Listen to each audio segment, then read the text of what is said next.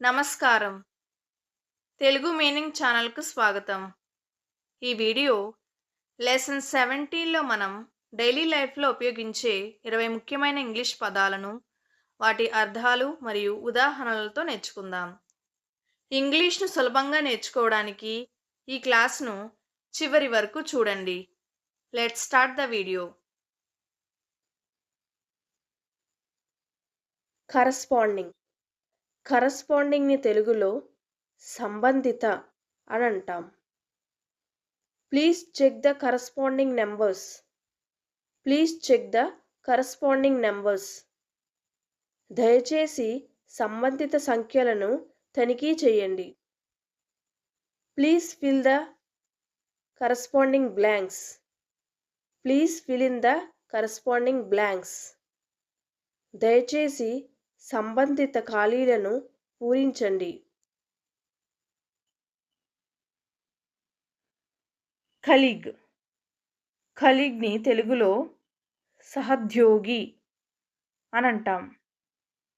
She is my office colleague. She is my office colleague. ఆమె నా కార్యాలయ సహోద్యోగి. I had lunch with my colleagues. I had lunch with my colleagues. నేను నా సహోద్యోగులతో మధ్యాహ్న భోజనాన్ని చేశాను. డిసైడ్. డిసైడ్ని తెలుగులో నిర్ణయించడం అంటాం. I decided to study abroad. I decided to study abroad. నేను విదేశాల్లో చదవాలని నిర్ణయించుకున్నాను. They decided to cancel the meeting.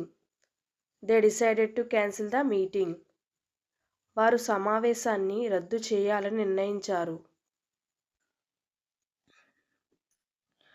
Disaster. డిజాస్టర్ని తెలుగులో విపత్తు అని అంటాం. The earthquake was a disaster. The earthquake was a disaster. భూకంపం ఒక విపత్తు. The flood was a big disaster. The flood was a big disaster. ఆ వరద ఒక పెద్ద విపత్తు. చేజ్. చేజ్ని తెలుగులో వెంటాడు లేదా వెంబడించడం లేదా తాడడం అని అంటాం. The police chased the thief. The police chased the thief. పోలీసులు దొంగను వెంటాడారు. The dog chased the cat. The dog chased the cat. కుక్క పిల్లిని వెంటాడింది. డిక్లేర్. డిక్లేర్ని తెలుగులో ప్రకటించడం అంటాం. He declare the results. He declare the results. అతను ఫలితాలను ప్రకటించాడు. They declared a holiday. They declared a holiday. వారు సెలవు ప్రకటించారు. కాన్సాలిడేట్. కాన్సాలిడేట్ని తెలుగులో ఒక చోట చేర్చడం లేదా ఏకీకరించు అని అంటాము. She consolidated all her notes for the exam. She consolidated all her notes for the exam. ఆమె పరీక్ష కోసం తన అన్ని నోట్స్ ఏకీకరించింది. They consolidated all the files into one folder. They consolidated all the files into one folder. వారు అన్ని ఫైళ్లను ఒక ఫోల్డర్లో చేర్చారు. స్నాప్. స్నాప్ని తెలుగులో పగిలడం అంటారు. The branch snapped in the wind.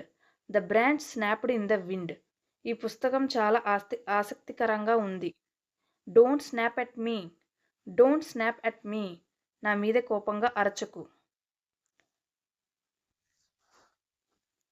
Nutrition.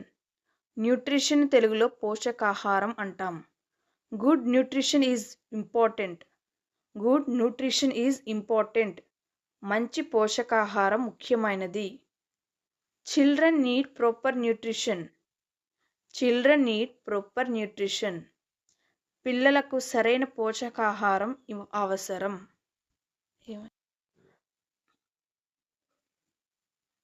Perceive. పెర్సీవ్‌ను తెలుగులో గమనించడం లేదా అర్థం చేసుకోవడం అని అంటాం. I perceive a change in his behaviour. I perceive a change in his behaviour. అతని ప్రవర్తనలో మార్పు గమనిస్తున్నాను. She perceived his sadness. She perceived his sadness. ఆమె అతని విషాదానికి అర్థం చేసుకుంది.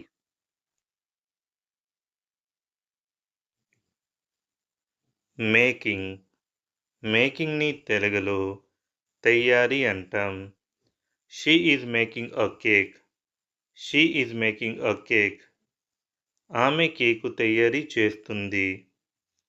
The making of this film took 2 years. The making of this film took 2 years. ఈ cinema తయారు చేయడానికి 2 సంవత్సరాలు పట్టింది. ఎక్స్‌క్లూజివ్. ఎక్స్‌క్లూజివ్‌ని తెలుగులో ప్రత్యేక అంటాం. This is an exclusive offer. This is an exclusive offer. ఇది ప్రత్యేక offer. He is a member of an exclusive club. He is a member of an exclusive club.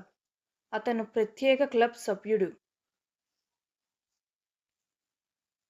Naturally. నేచురల్లీని తెలుగులో సహజంగా, సహజంగా అంటాం. She speak very naturally. She speak very naturally. ఆమె సహజంగా మాట్లాడుతుంది. This flower gross naturally. This flower gross naturally. ఈ పువ్వు సహజంగా పెరుగుతుంది. ఎన్వైర్మెంట్. ఎన్వైర్మెంట్ని తెలుగులో పర్యావరణం అంటాం. We must protect the environment. We must protect the environment. మనము పర్యావరణాన్ని రక్షించాలి. The environment is crucial for health.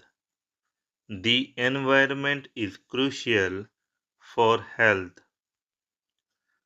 పర్యావరణం ఆరోగ్యానికి ముఖ్యమైనది. వేరీ. వేరీని తెలుగులో వేరుగా ఉండడం, మారుతుంది, భిన్నంగా ఉండు అంటాం. The prices vary from store to store. The prices vary from store to store.